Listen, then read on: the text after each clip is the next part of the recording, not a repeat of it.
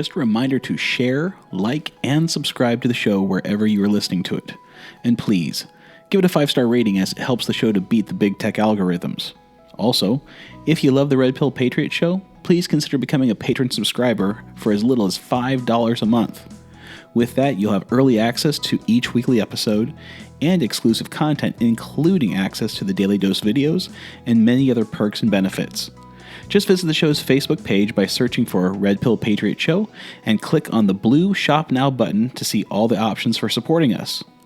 And remember, support what you love or it goes away. Thanks, everyone.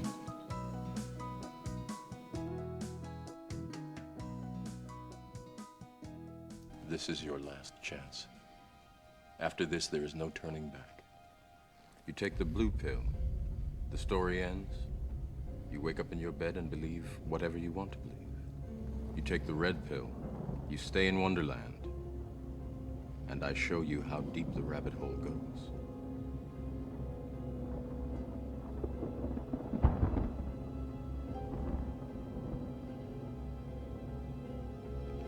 Remember, all I'm offering is the truth, nothing more. Oh my gosh, America, what a week we have had. This is nuts. I can't think of a more crazy time in my life than what just transpired this week. Welcome to the Red Pill Patriot Show. I am Dr. Matt, your host, and I can tell you that there is so much going on. It is nuts. But before we get into that, I have to make a couple comments about just some of the events of this past week. First of all, Sunday, Super Bowl, okay, great game. And actually, I will say this, there were some decent commercials, which has shocked me because that has not been the case recently. After Sunday, we moved to Monday, which was the historical Iowa caucus for the Democratic Party. We'll talk more about that in a second. Next up, Tuesday, the State of the Union address. I'll give you my rundown there and let you know what I thought. And then the day after that, we had the Senate trial hearing, vote, whatever you want to call it, with regards to impeachment of President Trump. If your head was not spinning this week, I know mine surely was. But today, I want to have every American citizen who loves our great nation to tune in and pay attention, because what I'm going to share with you today is something that you need to understand, and it's very important. It's going to show how we as a nation, we the people, are going to use the Constitution to save the Constitution in 2020. Yes, indeed, all this and so much more on today's episode of the Red Pill Patriot Show.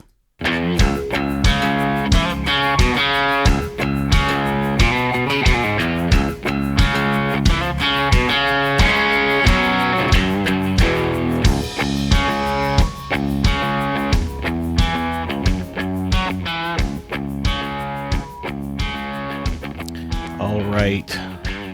I want to thank you guys once again for coming back.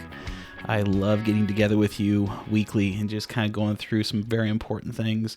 And this week, super important topic, and I'll introduce that here shortly. But I do want to follow up on my introduction there and just kind of talk about a couple things in a little more detail. First of all, that Super Bowl. Okay, I already mentioned it was a good game, but for me, I've never been a huge NFL guy, okay? Just never been something I'm really passionate about. Some people are, and that's great, but the game was good. More importantly, for me, I have always wanted to watch the game because it seems like they had the best commercials, the most creative, the most entertaining, and honestly, I'll say over the past decade, it seems like to me, they've really lost their way. They've dropped the ball in a big way, and they seem to be more political, more pushing an agenda. But this last week, they actually got back to being funny and entertaining. And I will tell you that my top 3 commercials from that, if you haven't watched them, hit up YouTube after the show today. You can check them all out, find out what they were all about. But I would say that my number 3 favorite commercial was the Alexa commercial with Ellen DeGeneres. Very funny. If I won't even try and summarize it for you, but other than the fact that I guess Ellen asked the question, what do people do before Alexa? Okay, so check that one out. Number 2 was Jeep's commercial with Bill Murray. And if you are old enough to remember the movie Groundhog Day, it has something to do with that. Again, very, very funny, really creative, really good. And the number 1 commercial, in my opinion, was I believe it's the Reese's Take 5 commercial for their candy bar, the Reese's Take 5. Absolutely hilarious, very funny, well worth going out and checking it out. So those are my top 3. I would love to hear back from you guys. What was your favorite commercial during the Super Bowl? You can actually send that to me via email at redpillpatriot.fan@fastmail.com. Again, that's redpillpatriot.fan@fastmail.com, or commenting on any of the social media links that I list at the end of the show. Up next, the Iowa caucus. The Iowa caucus. Oh my gosh, what a giant that was. Holy cow. All I can say is that the DNC and the left, if you guys can't count freaking votes in a caucus and get the results out in a timely manner, how are we as Americans supposed to have any faith, any trust in giving you control over the country? I mean, this was just one little caucus and they couldn't get it right. Apparently they had an app that they developed, which now has come out, that was riddled with ways to hack it, to change it. I mean, come on. This is going to be the party that's going to help transform America. I mean, holy cow, America's doing really, really good under President Trump right now. But this is what they're showing us, is that this is how they're going to fix it. I mean, after 3 days, it was a 3-day delay in having the votes reported. And the Iowa Democratic Party declared at the end of those 3 days, people, that Pete Buttigieg had narrowly won the state delegate equivalent count that a majority of news organizations use to determine the winner. Now, due to potential errors in the reported vote total, and due to the Democratic National Committee suggesting a recanvass of the results, many of the major news organizations refused to declare a winner until that possible recanvassing, though, I should mention, none of the campaigns actually were requesting to have that done. When it was all said and done, after those 3 long days, they did come out saying that Sanders won the popular vote in both the initial and the final alignments, but it wasn't by much, maybe a percent and a half, I don't know, but it was a very, very close race between Bernie Sanders and Pete Buttigieg. Which leads me to say this. It is becoming very clear to me, and I think to a lot of Americans, that the Democratic National Committee does not want Bernie Sanders as the nominee. And I believe personally you're going to see more and more of this kind of thing happening as Bernie gains momentum in certain areas. Now, I don't think he's going to be the nominee across the board. I could be wrong. I don't think there's enough Americans that believe in socialism, democratic socialism, whatever you want to call it. But in certain primaries, in certain areas, there are some people, and his followers, even though they don't see his hypocrisy in how he lives his life versus the rhetoric he spews, they are passionate and determined. So we'll see what happens. But mark my words, I think the DNC and all its corruption is going to do everything it can to put the kibosh on Bernie winning the nomination for the Democrats. All right, now let's turn gears to the third topic that I introduced, which is the State of the Union. And I will say this as clearly as I can. In my opinion, that was one of the best State of the Union speeches I have ever listened to. It was completely on point. It was very factual, no matter what the mainstream media is saying, and it was very patriotic. From everything I've researched, the statistics that the president outlined were true, so you can't argue that. He recognized, he awarded, and gave thanks to several American patriots and heroes during the speech as well. If anyone, honestly, was willing to listen or watch, I should say, objectively to that speech, they most likely came away with a greater sense of excitement for the future, a true appreciation for what we have accomplished as a nation over the last 3 years, and a very increased sense of pride for being an American. Now, as for the Democrats, they were in rare childish form, and I believe it has everything to do with the simple fact that after 3 years, they're still very much sore losers. They cannot let go of the fact that Hillary lost and that they're not in control of the White House. They are so consumed by hate. I mean, visceral, palpable hate. They hate the president, that no matter what he or his administration does, they will not acknowledge, they will not give him a win, period. It is the most prolific case, I guess, I've seen of what, we used to jokingly call Trump derangement syndrome, but they have it, and it is in full display during the entire State of the Union. And I think it was capped off at the end there by Nancy Pelosi's second grade response to tearing up the president's speech. How incredibly childish was that? It was rude. It was offensive from the House Speaker, who talks about inclusion and all this virtue signaling crap that she puts out there. And here she stands up and tears up his speech. That was horrible and disrespectful, more so than offensive. I don't care if you're offended by it, but it was just disrespectful, plain and simple.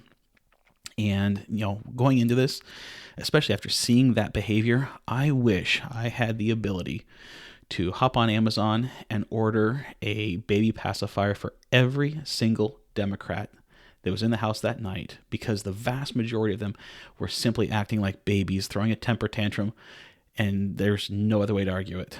So lastly, the last thing I want to do is just real quickly give my 2 cents on what happened on, this would be Wednesday, which is the acquittal of President Trump in the Senate. And again, it does not matter what any Democrat says. The president was acquitted, meaning he was not found guilty of any of the charges, bogus as they were, the bogus articles of impeachment. Look, when it's all said and done, there are many people within America who simply don't like President Trump, and that is fine. Every American is entitled to their opinion of the president and his administration. I personally did not care at all for President Obama. For 8 years, I was, forced to acknowledge that President Obama was my president. And I respected the office. Maybe not respected him as a person, but I respected him as the holder of the office of the president. Now, no one on the right, I don't care who they were, during the 8 years under Obama's term, did not behave like the Democrats have behaved for the past 3 years.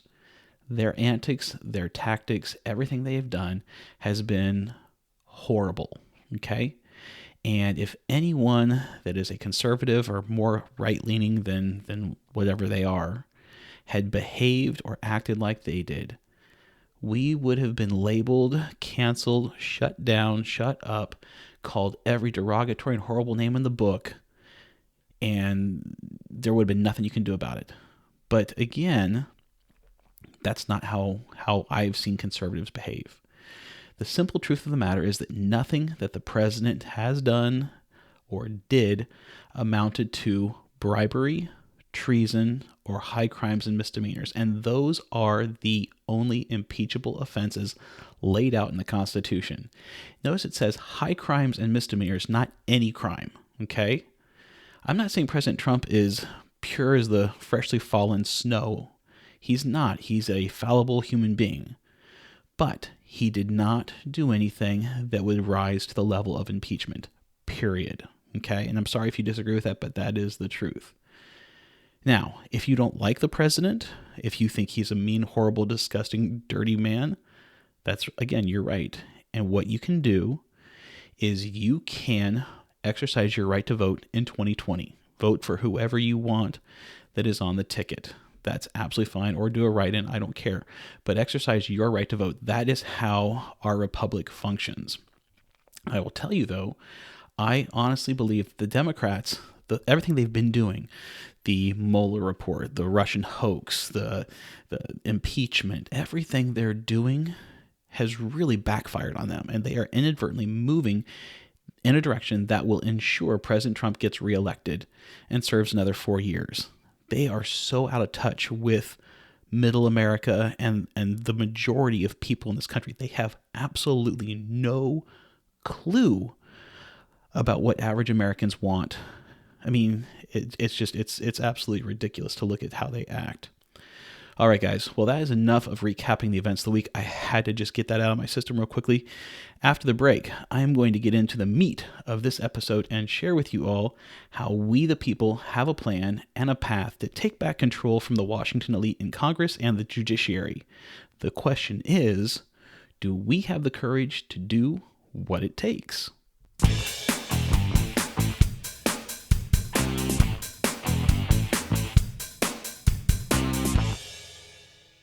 And now a word from a non-sponsor of the show. Let's take a listen to this wonderful ad. America, one nation under God, a land of opportunity and freedom, the birthplace of Speaker of the House, Nancy Pelosi, and the nation she bravely represented as she signed the articles of impeachment of Donald J. Trump. To properly mark this momentous occasion, Nancy Pelosi signed her name proudly with these unique and beautiful black and gold pens, emblazoned with her signature. Now, you can own a piece of history. Remember the impeachment proceeding and the life's work of our first female Speaker of the House with these collector's edition, near-perfect replica pens. Each pen features the same black and gold style of the original, with only minor differences, barely recognizable to the naked eye. These breathtaking writing instruments communicate the utmost in class and distinction and will make sure everyone knows what side of history you stand on. To honor the accomplishments of Speaker Pelosi, we've priced these special commemorative pens with the year of her birth, 1940. Think of the national elections you'll be able to overturn with your Nancy Pelosi commemorative impeachment pen. Available exclusively at nancypelosisuckspen.com. This priceless work of art will remind you of Speaker Pelosi's constantly surprised facial expressions and babbling nonsensical speaking style. Plus, it will forever communicate your lasting feelings towards this true American hero. Due to the incredible demand, there is a strict limit of 5,000 pens per order, and no future Nancy Pelosi Sucks commemorative impeachment pens will be sold when demand has been exhausted, so act now. These incredible pens are authorized by Stu Does America, loved by patriotic Americans all over the globe, and can be yours now for just $19.40. How will you tell your children and grandchildren about this important era of American history? Do it with nancypelosisuckspen.com. I just love that commercial. And yes, I didn't produce it. I didn't make it. It is done by Stu Gear over on the Blaze Network. And he has a new show launching this week, guys. February 10th. Not November, gosh, February 10th. Stu Does America. I know that you can watch it on YouTube if you want to, but I will say that that is actually a real ad. You can go to your favorite web browser, type in nancypelosisuckspen.com, and actually order one. So if you are as big of a fan of Nancy Pelosi as I am, I would encourage you to order your pen today. And now let's get back to the show.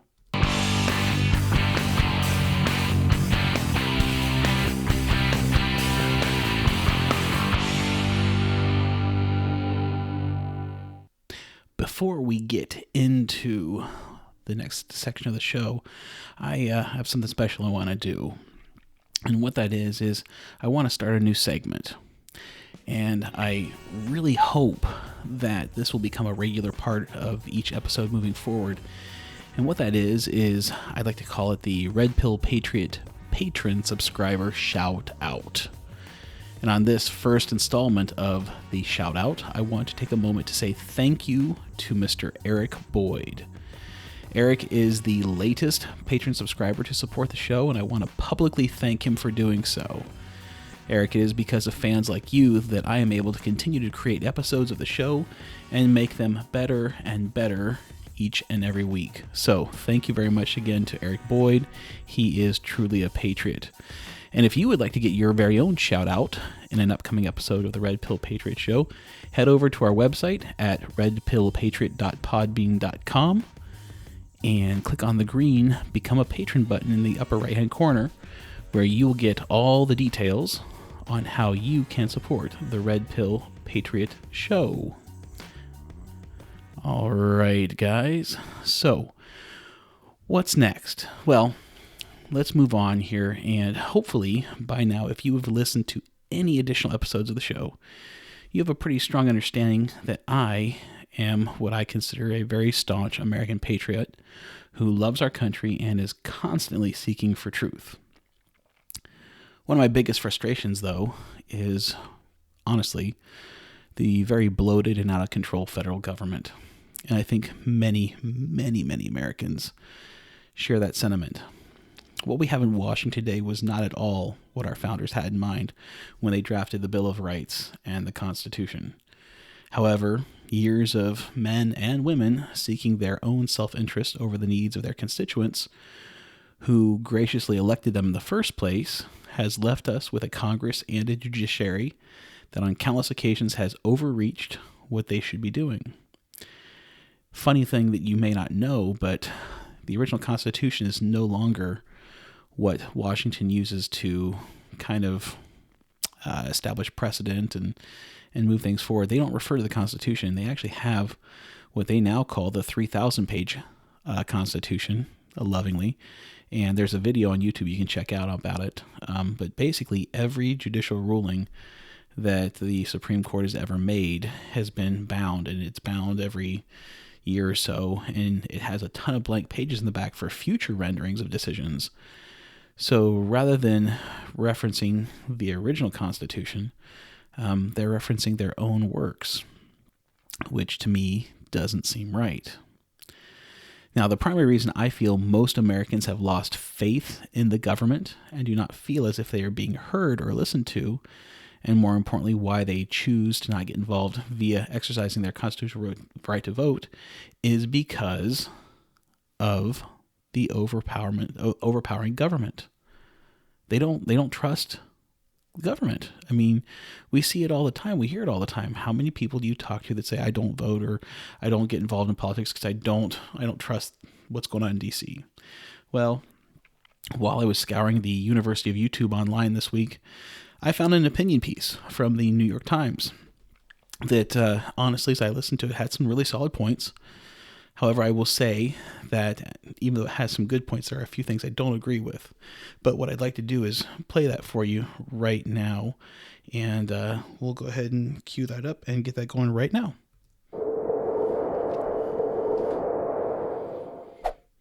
Americans are very contradictory creatures. We admire the Founding Fathers with an almost cult-like devotion, and yet huge numbers of us don't participate in the representative democracy they pioneered. We have one of the lowest voter turnout rates in the developed world, ranking 26th out of 32 countries. If Didn't Vote had been a candidate in the 2016 election, it would have won by a landslide. In fact, Didn't Vote would have won every single presidential election in the last 100 years. In 2016, only about 56% of eligible voters cast a ballot. So what happened to the more than 100 million people who didn't vote? Recent surveys and studies show that among many factors, there are three major reasons why people don't vote. Reason number one, they believe voting doesn't make a difference. Among non-voters, especially young ones, this is the number one reason for staying home on election day. According to recent surveys, roughly 2/3 of non-voters say they don't pay much attention to politics because it is so corrupt. Only 22% of voters believe the two-party system does a good job of representing the will of the American people. This becomes a self-fulfilling prophecy. People refuse to participate, which reduces their representation in government, which adds to their sense that they are not being represented, which then reinforces their lack of participation. Reason number two, the system discourages participation. The most accurate predictor of whether someone will vote or not isn't race, ethnicity, age, or gender. It's their level of education and income. As a rule, wealthy college-educated people vote at much higher rates than low-income uneducated individuals. The result is that low-income communities have a harder time getting fair representation at every level of government. Again, it's a vicious circle. People don't vote, they lose representation, and so they become disillusioned and continue to stay away from the polls. And this doesn't include deliberate efforts by lawmakers across the country, more often Republicans, to lower turnout among low-income populations and minorities, who tend to vote for Democrats. This leads to a perfect storm of disenfranchisement. Gerrymandered districts, restrictive voter ID laws, and lack of access to early voting are all examples of efforts to lower voter turnout among specific groups of people. Reason number three, voters are confused. Because each state has its own registration deadlines, voter ID requirements, and early voting schedules, many potential voters simply don't know what's required of them to be able to vote. This lack of uniformity hits younger voters particularly hard. Their lives are typically more transient because of college and work, so they are less likely to feel connected to local politics. When you add in their lack of enthusiasm for politics in general, the result is extremely low youth voter turnout. Even though the millennial population is almost as big as the baby boomer population, in the 2014 midterm elections, only 16% of eligible voters aged 18 to 29 went to the polls. So what's the solution? The heart of the problem is that people don't trust our political system. Unfortunately, this is a long-term problem that we're going to be working on for decades. In the meantime, we can learn from other developed democracies that have found easy and common sense ways to boost voter turnout. Automatic voter registration and early voting access have already increased voter turnout in several states. And in other countries, shorter election cycles, online voting, and weekend elections have all resulted in higher voter turnout. Don't forget that in a democracy, the people have the power to change the system. Voting is the ultimate expression of that power. So please, go out and vote, and let's make the Founding Fathers proud. Now, that piece was an opinion piece by someone from the New York Times. And while, like I said, there were several points that I found very good, definitely do not agree with some of the things that he said. So I do want to point out that, like you said in that piece, many Americans believe that voting doesn't make a difference. And this is the number one reason they don't come out. He did share a statistic that I can't remember which. I think he said it was the 2016 election. He said that 2/3 of non-voters say they don't pay attention to politics because it is so corrupt. Well, if you missed last week's episode of the show, I encourage you to go back and listen to it because it was all about corruption in Washington, D.C.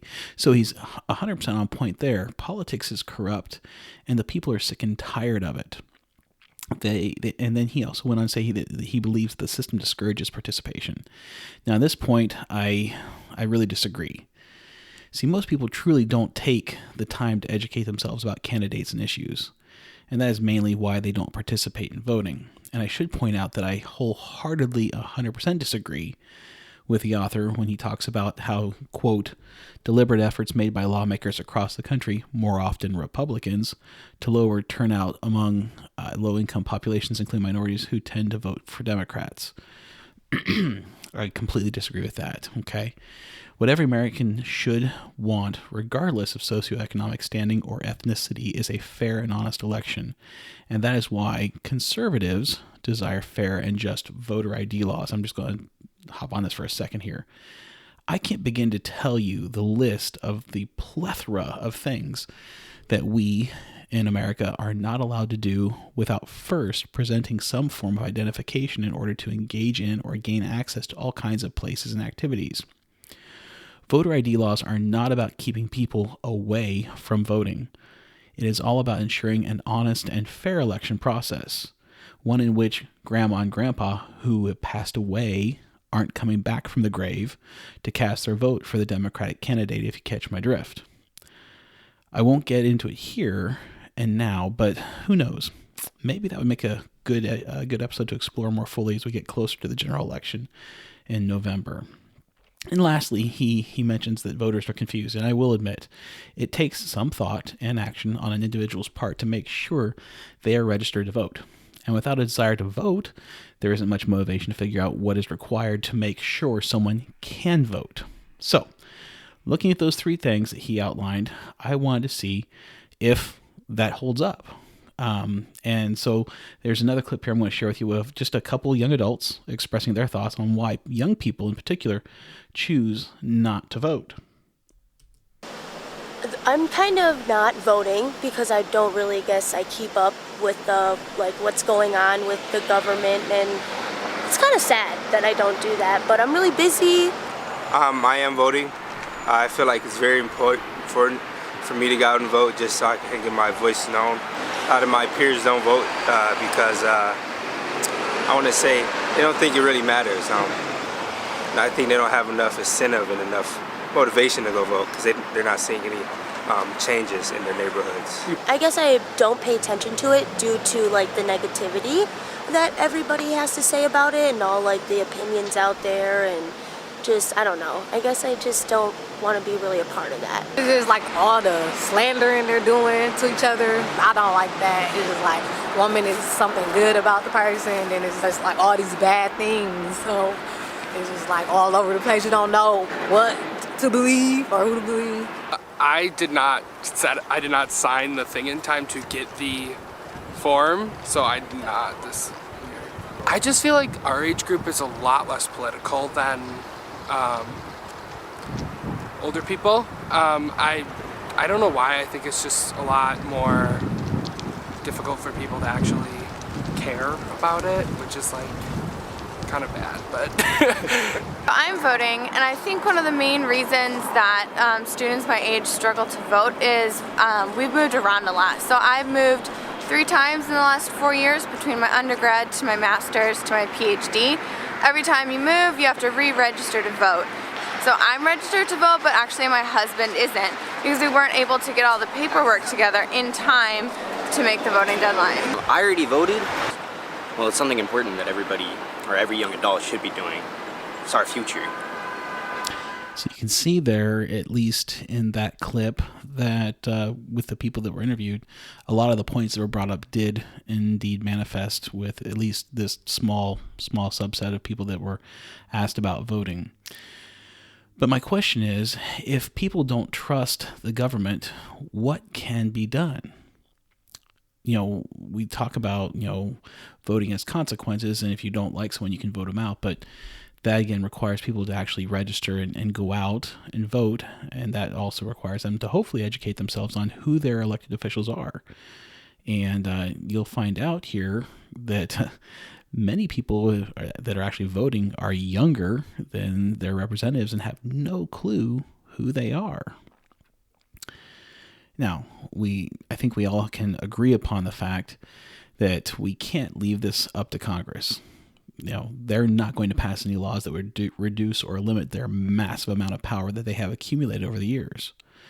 So how can we, the people, ever hope to take control back from those that are representing us in Washington and send, and make this message aware to them that they understand that that they work for us. We need to get the message to them that when we send them to Washington, that they represent us, and it's not about becoming, rich for themselves, enriching themselves and their families, and becoming career politicians. Well, the answer to that question is simply this. Article 5 of the Constitution, if you know that, the Constitution, that's where we get the answer to what can be done. And after the break, that is where we are going to head. We have all seen it before. Maybe it's even happened to you.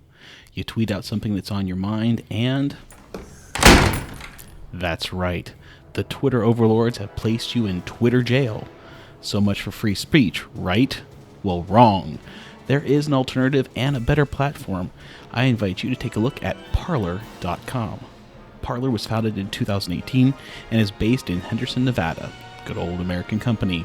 After being exhausted with a lack of transparency in big tech, ideological suppression, and privacy abuse, the co-founders decided to create an alternative solution.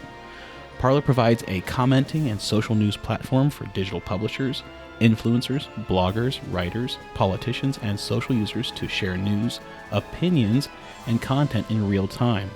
Additionally, they provide enterprise tools to enhance online blogs, media, and websites with direct social integrations and monetization capabilities. Parler's goal is to offer the world a platform that protects users' rights, supports publishers, and builds communities. They are not regulators, they are not governors, they simply are a community. I cannot recommend Parler high enough as the best free speech social media platform out there for everyone. It's time to take back control from Twitter and speak your mind.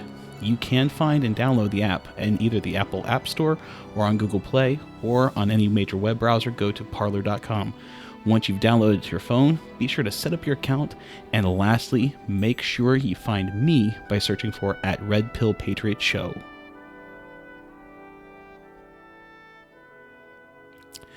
So before the break, I shared with you how I feel we are currently facing an out-of-control federal government, and because of that, many people have lost faith in the government and are not voting. This in turn has resulted in the worst villain of all, in my opinion, and that is the career politician. I want to take a moment and break down some numbers for you so you know kind of what's going on in Congress, because most people don't have a clue about who's in Congress, who's representing them, how long they've been there. But as I prepped this show, I went through and looked at every single member in the Senate and in the House of Representatives. And I broke it down to a couple categories, and I'm going to share those with you here. So at the bottom, the entry level, I guess you would say, these are people that have been in office for 6 years or less.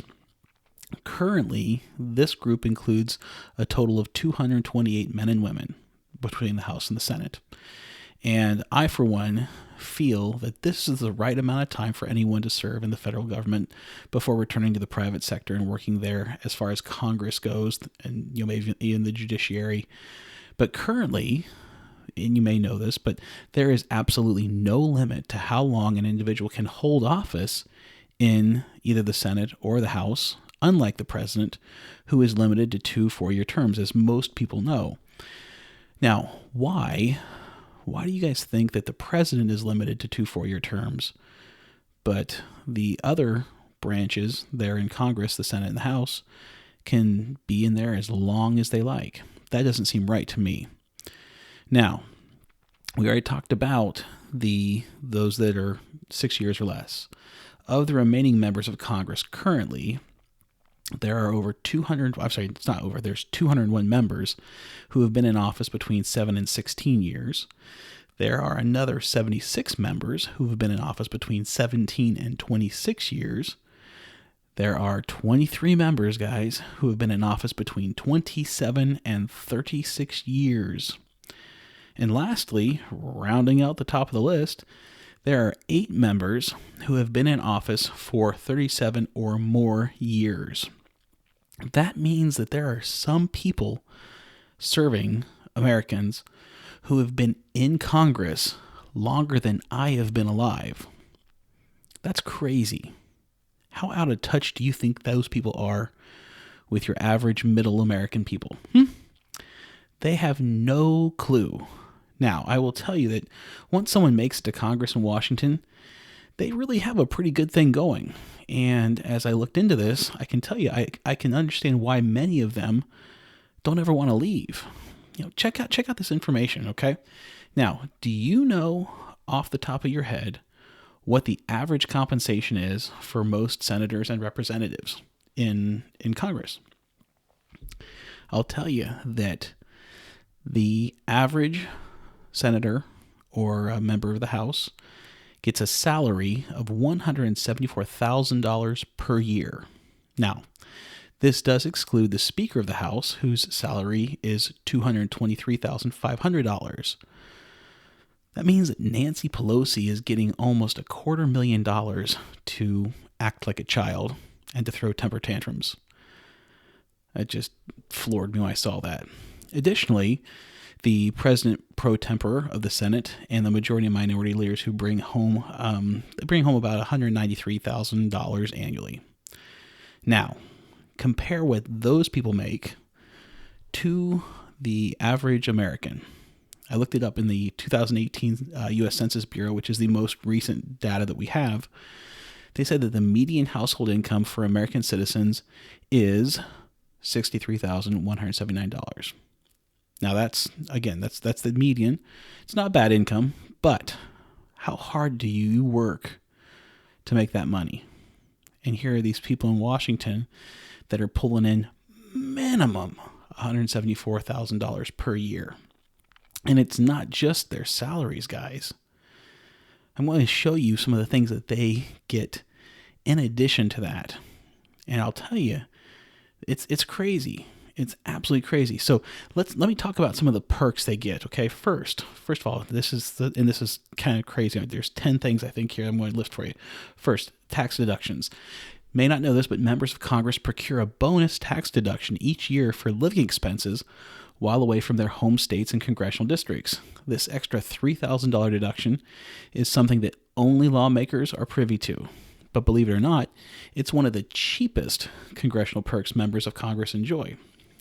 Next, they have access to a state-of-the-art, very free on-site gymnasium. Forget that you and I probably spend, an average of $60 a month on a gym membership? They don't. House and Senate members enjoy access to an on-site gym for free. Anyone that is what you would call a fitness junkie are treated to an exclusive gym equipped with flat screen TVs, a heated pool, a sauna, and steam room. They have paddleball and basketball courts. And it's all paid for, you guessed it, at the taxpayer's expense. Members of Congress can save thousands per year on membership fees with this one benefit over the course of a 20 or 30-year term. Now, next, so they get the tax benefits, the free gym membership. Oh, and by the way, they get a very, very, very nice plush office.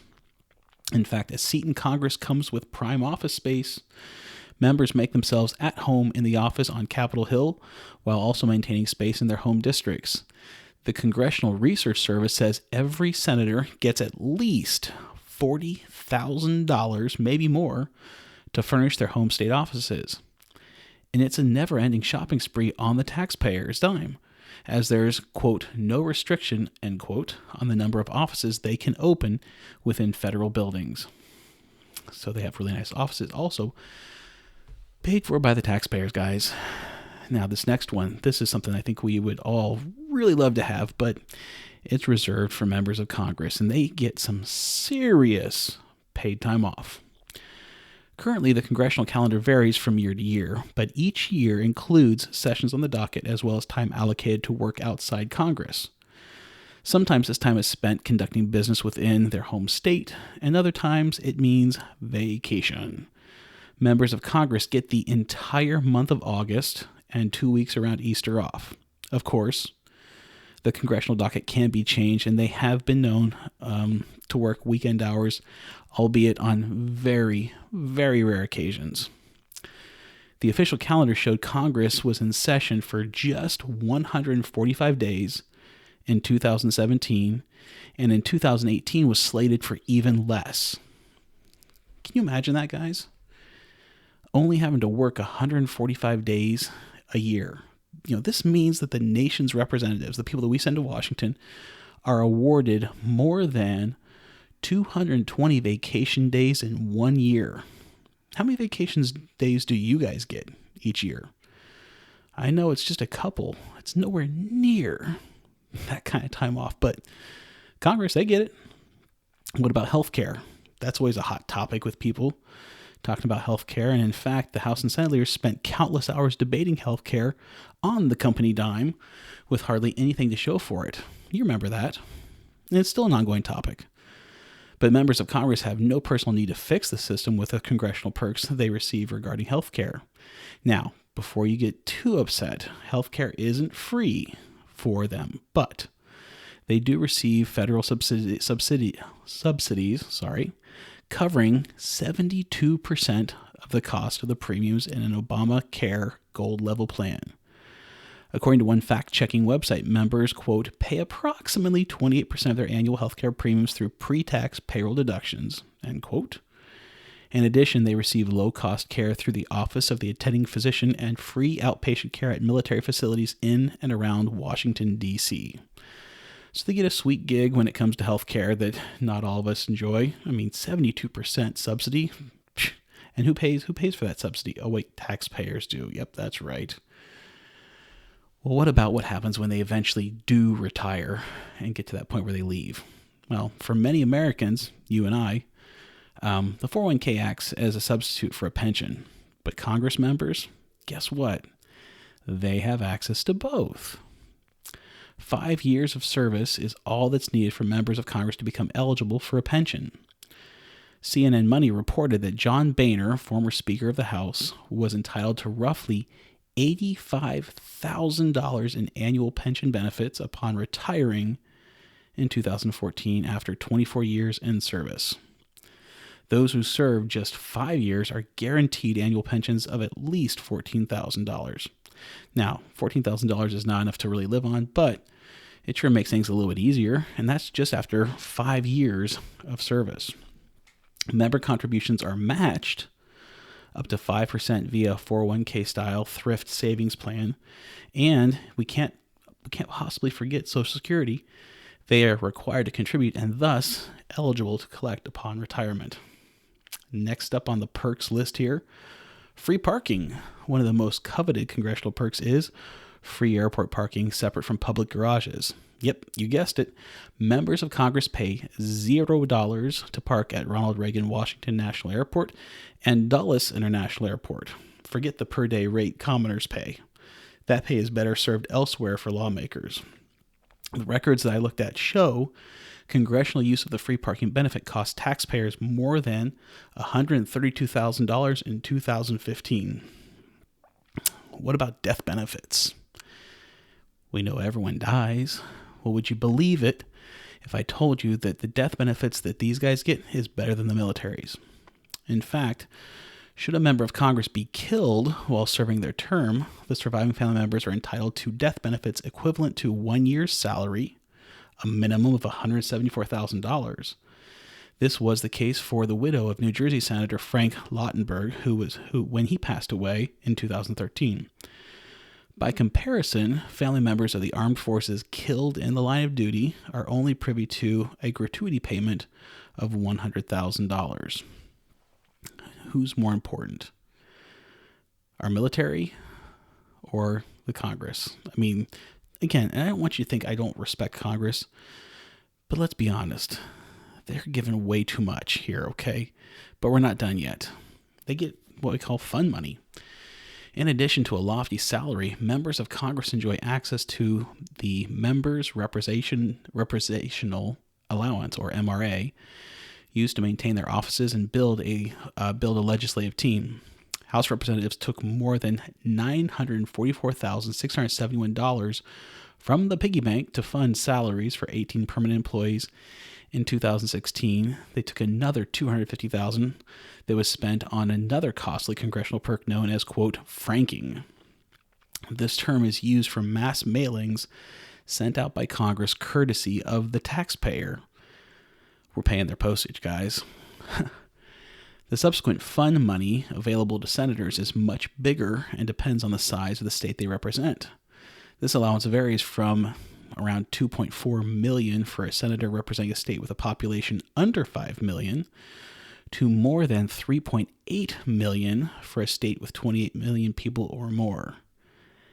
That's a lot of cash to be spent on sending out mailers that more than likely end up in about 99% of our trash cans, guys.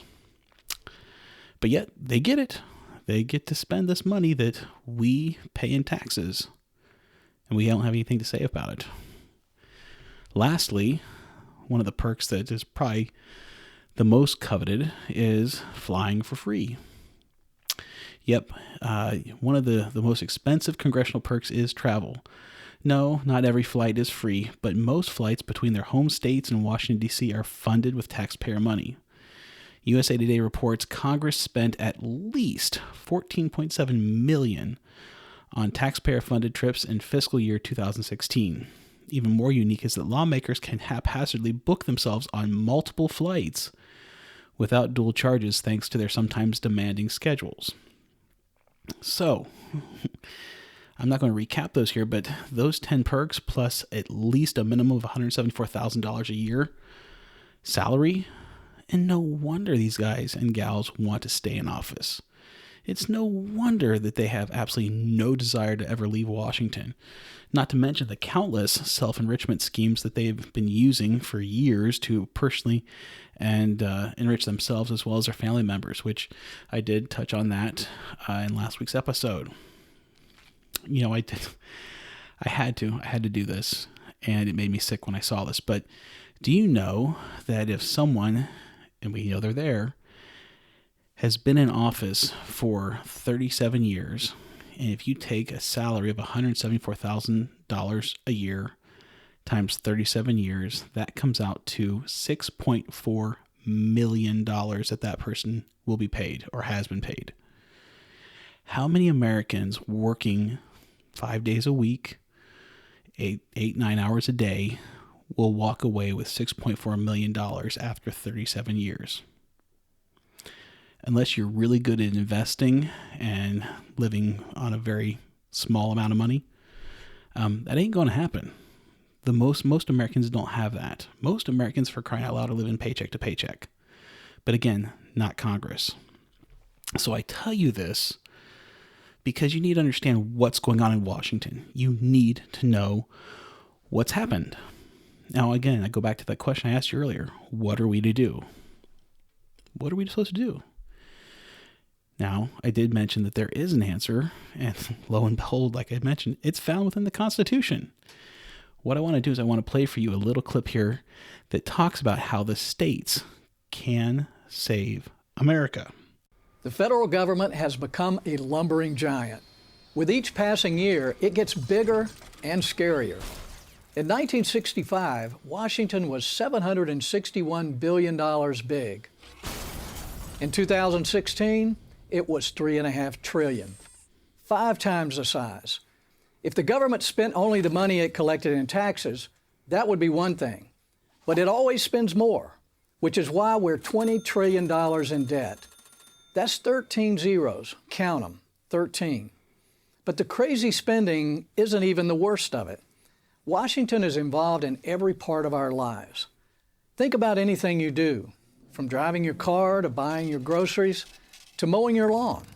Whatever it is, your education, your job, your health, the government has its hands on your shoulder, if not on your throat. As a congressman and senator for 14 years, I know this only too well. So how do we cut this giant down to size? Is it even possible? Yes. And the amazing thing is the answer is right in front of us. The Founding Fathers in their wisdom foresaw the situation we find ourselves in today. They wrote into the Constitution a way to repair Washington, not from the inside, because that will never happen, but from the outside, where it might. It's right there in Article 5. Most people are familiar with the first part. The Congress, whenever 2/3 of both houses shall deem it necessary, shall propose amendments to this Constitution. All 27 amendments we have now started this way. Congress proposed them, and at least 3/4 of the states ratified them. But is this the only way to amend the Constitution? Well, let's read the next clause. It says that Congress, on the application of the legislatures of 2/3 of the several states, shall call a convention for proposing amendments. Did you catch that? Congress must call a convention to amend the Constitution if 2/3 of the states, that's 34 states, demand it. The time has come to demand it. The time has come to propose amendments that will restore meaningful limits on federal power and authority. The time has come for a convention of states. Here's how it would work. Once the 34 states call a convention, all 50 states send a delegate to represent their interest. For any constitutional amendments proposed, each state gets 1 vote. And an amendment only passes out of the convention and to the states for ratification if a majority of the state's delegates vote in the affirmative. In this scenario, Congress has no say. It is completely in the hands of the states, which means it's a whole lot closer to the hands of the people. We've never once amended the Constitution this way, but that doesn't mean we can't. But you might ask, doesn't this open the door to rewriting the entire Constitution? Antonin Scalia, the late Supreme Court Justice, acknowledged this risk, but regarded it as a minimal and reasonable one. Why? Because to be ratified, a proposed amendment would need the approval of 38 states. That's a high bar. 38 states would never agree to something radical like abolishing freedom of speech. The founders, Scalia said, knew the Congress would be unwilling to give attention to many issues the people are concerned with, particularly those involving restrictions on the federal government's own power. So they provided the Convention of States as a remedy. This should not be a partisan left-right, Democrat-Republican issue. This should be a who controls your life issue, you or the government. Today, politicians can turn your life upside down on a whim, kind of like King George in 1775. Being at the mercy of distant, disconnected rulers was why the American Revolution was fought in the first place. But we don't need a revolution. We have Article 5. So what amendments might a convention of states propose to limit Washington's power? Term limits, for one, and no one should be in Congress for 20 or 30 years. The only people who disagree have been in Congress for 20 or 30 years. And how about a limit on taxes, spending, and borrowing? Since you began this video, the national debt has gone up $8.4 million. Here's one more idea. A constitutional amendment that Congress can't exempt itself from the laws it passes. Something it's done dozens of times, from insider trading to Obamacare. Now, I don't believe a convention of states will solve all of America's problems, but the founders put it in the Constitution for a reason. They knew a time would come when Washington would become so big and so intrusive that only we, the people, could cut it down to size. That time is now. I'm Jim DeMint for Prager University. Isn't that interesting, guys? You know, the founders were just brilliant. In 2020, as we all know, there's an election coming up. And right now, a huge swath of the country is crying for change. You know, they're Bernie supporters, Sanders, or Elizabeth Warren supporters. And these, quote, democratic, because when I say socialism or socialists, I get yelled at by people, not that I really care, but these socialists are talking about revolution. It's time for a revolution. No, we don't need a revolution with violence and guns and things of those nature. No, the founders knew. They knew that at some point there was a large chance that the federal government would be out of control. And we are here now. They're out of control. Tyrannical, if you want to call it that. Well, the good news is, guys, that there's actually a national movement, and it's called the Convention of States. And it's actually seeking to enact Article 5 on our behalf. Now, I want to play for you a brief clip that, talks about a little bit about this and what the three issues are they are looking to address and hopefully amend the Constitution with. Article 5 of the United States Constitution gives we the people the power to put the federal government back in its constitutional box and expand liberty for all. Once 2/3 of the states pass similar applications, a convention of states will be called, and there is nothing the federal government can do to stop it. This isn't a red movement or a blue movement. It's an American movement based on one fundamental question: who decides? Who should decide the issues that affect your community? Washington, D.C. or you? The Convention of States Action Resolution applies for an Article 5 convention that would propose constitutional reforms limited to 3 topics. First, fiscal restraints on the federal government. With over $140 trillion in unfunded liabilities, we need a balanced budget. But our resolution also allows for caps on federal spending and taxation. The second topic is limiting the power and jurisdiction of the federal government. The Supreme Court has authorized the feds to have control over almost every aspect of our lives. The COS Action Resolution empowers us to restore the Constitution to its original intent and return power to the states and the people. Finally, term limits. Thanks to a corrupt ruling class in Washington, trust in the federal government is at an all-time low.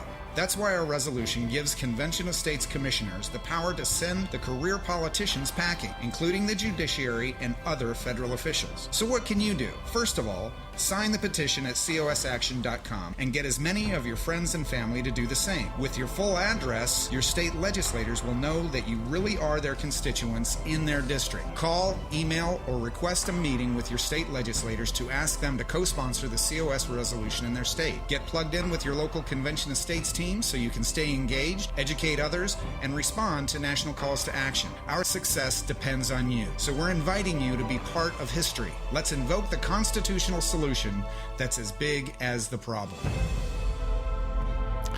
How awesome is that? Talk about taking back control as citizens from the abusive and tyrannical federal government. With the Convention of States, we could amend the Constitution to enact fiscal restraints on the federal government. How many Americans do you know that are fed up with Congress's runaway spending and constantly driving up the deficit? We hear it year after year after year. The government's going to shut down if we can't raise the debt ceiling, yada, yada, yada. We don't get to do that in our own lives. We have to be responsible and live within a budget. So why on earth should our elected leaders be able to do what they want, and just spend, and enslave our children, grandchildren, and great-grandchildren with a horrible debt? They shouldn't. They need to be reined in, guys. We could also restrain federal power, and this would allow us to restore power back to the people and remove the oppressive boot that the federal government places on our lives in every aspect. And sadly, there are people that think more government control will help fix this. And oh my gosh, it drives me crazy when I hear that. But no, we need less government in our lives. Lastly, they're talking about enacting term limits on these career politicians. If you listened to last week's episode and you've come with me this far, hopefully you see we have got to get term limits in and get these people out of Washington. It's just plain common sense. And I think anyone with common sense, with a brain, would not be opposed to getting the political elites out of Washington. They need to be replaced. Guys, I love the Constitution. It is a brilliant document. Now, just so you know, currently the resolution that they were talking about in that clip, it's passed in 15 states already. It has passed. It is there. We've got 15 states. Now, it's an active legislation in another 12 states as of 2019, and has passed at least one chamber of the state legislature in another 7 states. Remember, we only need 34 states to pass the resolution and force Congress to call a convention of states. They can't stop it. This is amazing. We're almost halfway there. And all we need is to get the message out. More people, just like you and me, people, patriotic citizens who are sick and tired of being ignored and told that we only matter when those in Washington are up for re-election. It is time, guys. It is time for us to take back power that originally belonged to the citizens. Now is the time to stand up and tell Washington and their elite that they work for us and not the other way around. Now is the time to do our civic duty. Now is the time for a convention of states. Listen, I want you to do just a few things as we come to the close of this episode, all right? Simple things. First, I want you to go to conventionofstates.com and do your due diligence. Don't just take my word for it. Go there, and I want you to learn all about Article 5, the Convention of States, and how you can get involved. And once you're on the website, please, if you agree with what you read and what you find out, please sign the petition to let your state legislators know that you support the Convention of States movement. And secondly, please share this episode with everyone you know. Do it on all your social media. Talk to your friends, your family, your co-workers.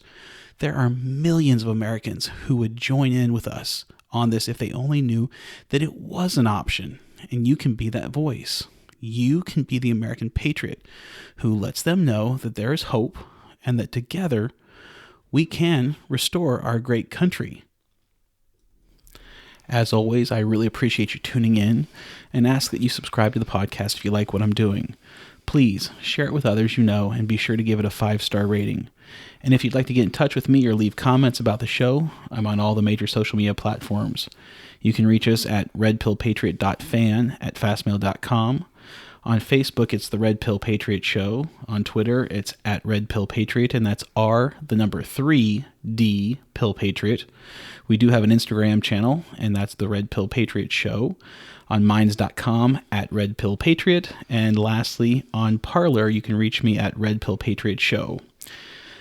As I get ready to wrap things up, I want you to remember that truth is only common sense clarified. Until next time, America.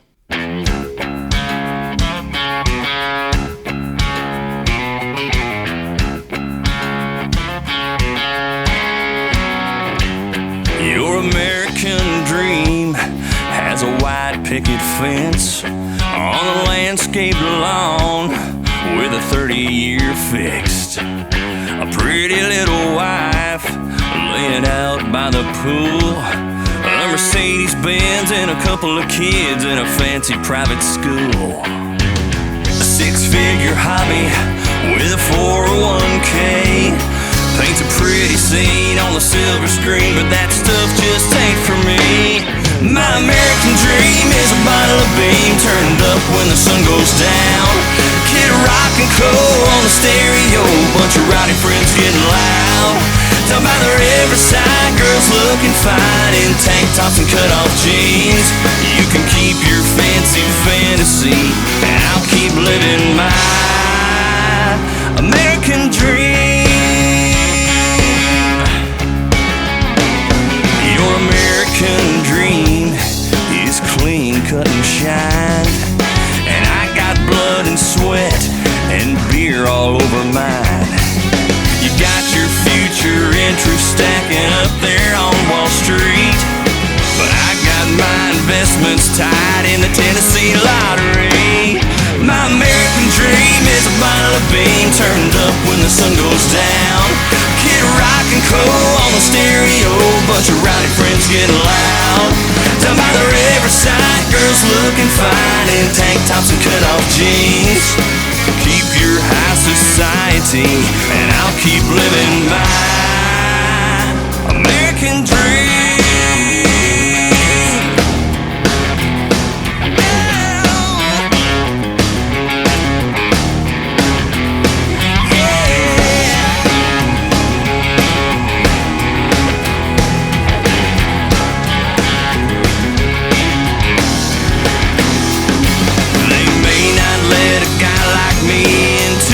Country club, but if you're down for some old down home, you can always party with us. Our American dream is a bottle of bean turned up when the sun goes down. Kid rock and coal on the stereo, bunch of rowdy friends getting loud. Down by the riverside, girls looking fine in tank tops and cut-off jeans. Keep your